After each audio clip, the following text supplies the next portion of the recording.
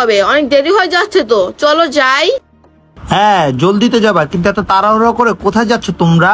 আর আরমান তুমি এখানে? হ্যাঁ আমি এখানে। আর বাই দ্য ওয়ে আমি তোমাকে প্রশ্ন করব, তুমি এখানে কি করতেছো? তুমি কিনা তোমার বান্ধবীর বাসায় যাইতে লইছিলা? এই ছেলে কি তোমার বান্ধবী? হ্যাঁ নয়ন, আমি আমার বান্ধবীর বাসায় যাচ্ছিলাম, এই ছেলেটা আমাকে আবার ইফটিজিং করছিল। আরে ও আমাকে থাপ্পড় মারলো। চুপ, আর একটাও কথা বলবি না তুই। নয়ন আমার সাথে এমন করছে কেন? তুই আমাকে বুঝাচ্ছিলি এই ছেলে অন্য কেউ না, এই ছেলে আমার ভাগনা লাগে, বুঝতে পারছস মনি তুই? আর আমি ওকে বলে দিছিলাম যেন ও তোকে রাস্তাঘাটে দেখলে ইফটিজিং করে, আরো ওইটাই করছে। নয়ন তুমি কেন তোমার ভাইগনাকে দিয়ে আমাকে ইফটিজিং করালা?